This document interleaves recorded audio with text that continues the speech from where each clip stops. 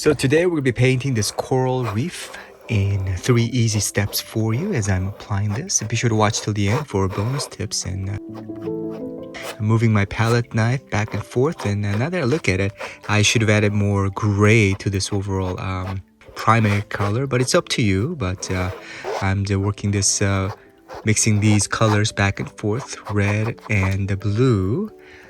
But you can also use just entirely a white and gray color if you like for your backdrop. So here as a step number 1, I'm using the sponge just to see how it looks. And to be honest with you, it didn't really work out for me. I didn't really like the look. So I'm going to switch back to this foam brush, as you can see, just back and forth.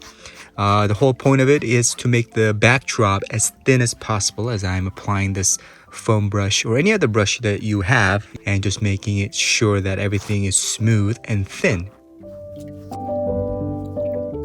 And step number 2, as you can see, I'm using this decor art satin color that I bought the other day, and just letting my hands do all the motions back and forth. I'm painting the coral here, and these orbs or this bubble looking thing that I'm adding is basically supposed to be eggs that they're releasing every season to try to, part of nature, to try to reproduce. And here's the gold color that I am going to add in addition to this satin color here, and just kind of eyeballing a little bit and trying to figure out, letting my eyes see where it needs to be. Don't try to go overboard. And here's the white that I'm adding on top of this, but it was supposed to be a white color actually, but I kind of ran out of white, so I had to mix it in with other color, so it looks like a beige.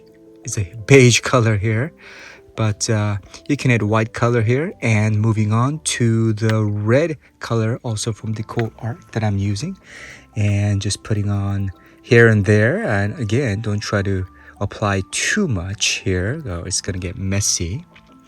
And just kind of seeing where it needs to be here. And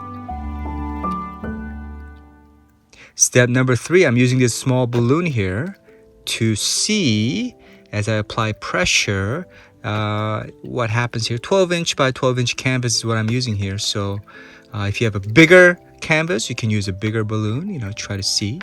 I learned this from this great talented artist from on YouTube the other day, but I forgot her name. Sorry about that. And the first application didn't quite work out for me, so I'm applying additional color. So don't be afraid to experiment. If things don't work out initially, just try at different colors. Still wet on wet technique, so you can always recover from any perceived mistake. But this one looks pretty good, right? I think I kind of like this abstract look of the eggs that I'm going for. And now finally it's all done, and we're just gonna unmask this. And look how clean these lines are, because as I said, as a bonus tip, I'm using a heavy body acrylic paint. That's the secret, heavy body. Of course, there's other ways to make these unmasking nice and clean by using a stronger masking tape, of course, but just applying a thick viscosity paint makes this whole unmasking much more pleasant. So this is the final piece for you that I made. I hope you like it. Of course, you can always try to do a much better job than I did. I'm sure you guys are able to do that, but thank you for watching.